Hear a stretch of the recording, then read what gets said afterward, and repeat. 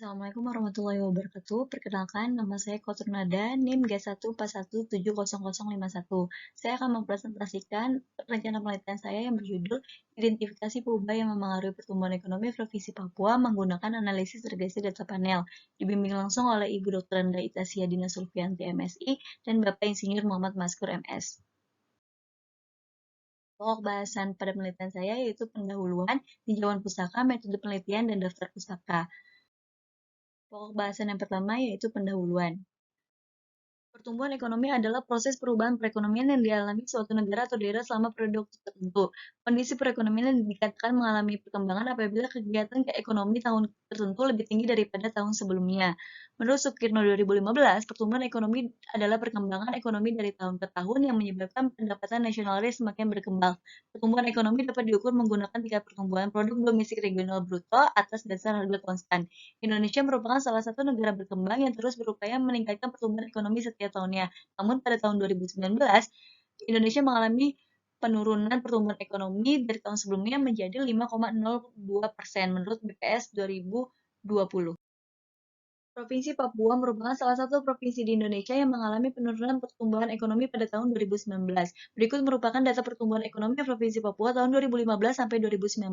Pada tahun 2019, pertumbuhan ekonomi Provinsi Papua mengalami penurunan hingga mencapai minus 15,72%. Angka tersebut jauh lebih rendah dibandingkan 4 tahun sebelumnya, menurut data BPS 2020. Perubahan data pertumbuhan ekonomi Provinsi Papua secara langsung dipengaruhi oleh pertumbuhan ekonomi pada 29 kabupaten atau kota yang ada di Provinsi Papua. Berdasarkan hal tersebut, dengan adanya perubahan data setiap tahunnya, maka perlu adanya kajian untuk mengetahui perubahan-perubahan yang memengaruhi pertumbuhan ekonomi. Selanjutnya, terdapat beberapa penelitian yang telah dilakukan di Indonesia untuk mengetahui perubahan-perubahan yang memengaruhi pertumbuhan ekonomi. Pertama, menurut WHO et al. 2015, pendapatan asli daerah tidak berpengaruh signifikan terhadap pertumbuhan ekonomi di Papua. Lalu, menurut Attahila et al. 2013, faktor yang memengaruhi pertumbuhan ekonomi Provinsi Aceh adalah konsumsi rumah tangga, konsumsi pemerintah, investasi, dan jumlah angkatan kerja. Dan menurut Yuniarti et al. 2020, tingkat partisipasi angkatan kerja dan tingkat pengangguran secara signifikan dan positif memengaruhi tingkat pertumbuhan ekonomi di Indonesia. Sedangkan indeks pembangunan manusia, tingkat kemiskinan, dan ketimpangan pendapatan tidak signifikan memengaruhi tingkat pertumbuhan ekonomi di Indonesia. Dengan adanya satu atau lebih PUBBPS yang memengaruhi perubahan respon dalam suatu data panel, dapat dianalisis menggunakan metode analisis regresi data panel. Analisis regresi data panel adalah salah satu pendekatan pemodelan yang memasukkan pengaruh waktu ke dalam modelnya. Selain itu, menurut Elhoff 2010, analisis regresi data panel memberikan informasi yang lebih banyak dibandingkan dengan analisis yang hanya menggunakan model data cross-section atau time series. Tujuan dari penelitian ini yaitu untuk mengetahui perubahan-perubahan yang memengaruhi pertumbuhan ekonomi Provinsi Papua pada tahun 2015 sampai 2019 menggunakan analisis regresi data panel. Selanjutnya, tinjauan pustaka. Menurut Gujarati 2003, data panel adalah penggabungan antara data silang atau cross-section dengan data deret waktu. Persamaan umum dari regresi data panel yaitu sebagai berikut, dengan keterangan sebagai berikut. Menurut Waldreich 2002, terdapat 3 pendekatan untuk mengestimasi model regresi data panel. Yang pertama yaitu model gabungan. Model gabungan mengasumsikan bahwa nilai intercept dan slope untuk setiap unit individu adalah sama.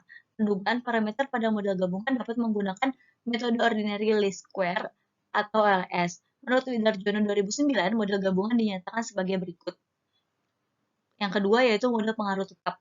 Model pengaruh tetap mengasumsikan bahwa nilai intercept untuk setiap unit individu berbeda, namun masih mengasumsikan nilai slope sama. Pendugaan pada model pengaruh tetap dapat menggunakan pendekatan least square dummy variable menurut Green 2002. Persamaan model pengaruh tetap dinyatakan sebagai berikut.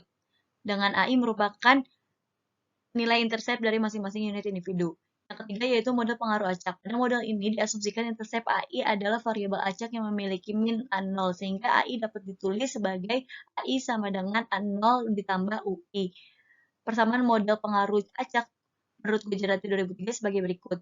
Dengan WIT sama dengan UI ditambah epsilon IT. Dengan UI adalah komponen galat unit individu dan epsilon IT merupakan komponen galat gabungan.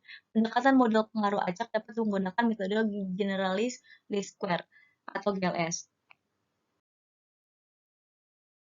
Selanjutnya yaitu uji spesifikasi model. Yang pertama uji Chow. Uji Chow dilakukan untuk memilih model estimasi antara model gabungan dengan model pengaruh tetap. Hipotesis yang digunakan yaitu hipotesis 0 model gabungan, hipotesis 1 model pengaruh tetap. Menurut Baltagi 2005, statistik uji Chow yaitu sebagai berikut. Dengan RRSS merupakan jumlah kuadrat galat model gabungan, URSS merupakan jumlah kuadrat galat model pengaruh tetap, N merupakan banyaknya unit individu, T merupakan banyaknya periode waktu, K merupakan banyaknya penyebab penjelas. Dengan keputusan tolak H0 yaitu apabila nilai F hitung lebih besar daripada nilai F tabel dengan nilai F tabel sebagai berikut. Lalu uji Hausman. Uji Hausman dilakukan untuk memilih model estimasi antara model pengaruh acak dengan model pengaruh tetap. Hipotesis yang digunakan yaitu hipotesis 0 model pengaruh acak, hipotesis 1 model pengaruh tetap. Menurut Baltagi 2005, statistik uji Hausman dinyatakan pada persamaan berikut. Dengan kriteria penolakan H0 pada uji Hausman yaitu jika nilai W lebih besar sama dengan Q2 K, alpha. Bahasan selanjutnya yaitu metode penelitian. Data yang digunakan yaitu data pertumbuhan ekonomi Provinsi Papua tahun 2015 sampai 2019 pada 29 kabupaten atau kota dengan 7 peubah bebas. Berikut merupakan data peubah respon dan peubah bebas yang digunakan pada penelitian ini.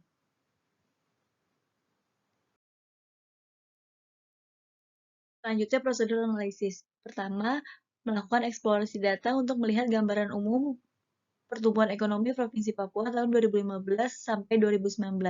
Selanjutnya yaitu melakukan estimasi pemodelan, model gabungan, dan model pengaruh acak. Selanjutnya yaitu melakukan uji Chow untuk memilih model estimasi antara model gabungan dan model pengaruh acak. Apabila model yang terpilih yaitu model gabungan, maka dilanjutkan menuju langkah selanjutnya yaitu uji asumsi. Namun apabila model yang terpilih model pengaruh tetap, maka perlu melakukan estimasi pemodelan yang ketiga yaitu model pengaruh acak. Setelah melakukan estimasi pemodelan yang ketiga, dilanjutkan dengan melakukan uji Hausman. Uji Hausman dilakukan untuk memilih model estimasi antara model pengaruh acak dengan model pengaruh tetap. Selanjutnya dilakukan uji asumsi.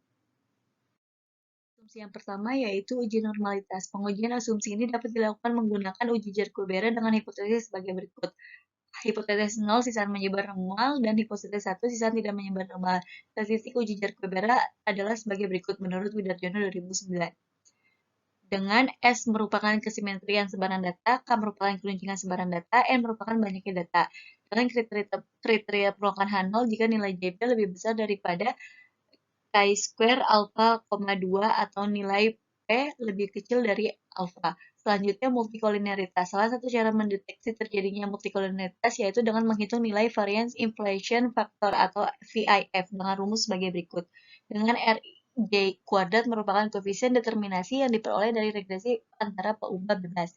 Jika nilai VIF lebih dari 10, maka dapat disimpulkan bahwa terdapat multikoliniaritas dalam model. Selanjutnya yaitu autokorelasi. Pengujian asumsi autokorelasi yaitu dengan uji Durbin-Watson. Hipotesis yang digunakan sebagai berikut. Hipotesis 0 tidak terdapat autokorelasi, hipotesis 1 terdapat autokorelasi. Statistik uji Durbin-Watson adalah sebagai berikut. Jika DU lebih kecil dari DW, lebih kecil dari 4 min DU, maka terima H0. Jika 0 lebih kecil dari nilai DW, lebih kecil dari nilai DL, maka terdapat autokorelasi positif. Jika 4 min DL lebih kecil dari DW dan DW lebih kecil dari 4, maka terdapat autokorelasi negatif. Dengan DU merupakan batas atas dan DL merupakan batas bawah nilai statistik DW. Selanjutnya, kehomogenan ragam. Pengujian kehomogenan ragam sisaan dapat menggunakan uji Glaser menurut Gujarati 2003. Hipotesis pada uji Glaser yaitu hipotesis 0 ragam sisaan homogen, hipotesis Satu, ragam sisaan tidak homogen. Apabila pada taraf tertentu terdapat minimal satu peubah bebas yang berpengaruh secara signifikan terhadap nilai mutlak sisaan, maka model yang diperoleh disimpulkan mengalami masalah ketidakhomogenan ragam sisaan. Setelah melakukan uji asumsi, langkah yang terakhir yaitu melakukan uji signifikansi dan interpretasi pada model terpilih. Pokok bahasan yang terakhir yaitu daftar pustaka. Berikut merupakan daftar pustaka yang saya gunakan. Sekian presentasi dari saya ucapkan terima kasih. Wassalamualaikum warahmatullahi wabarakatuh.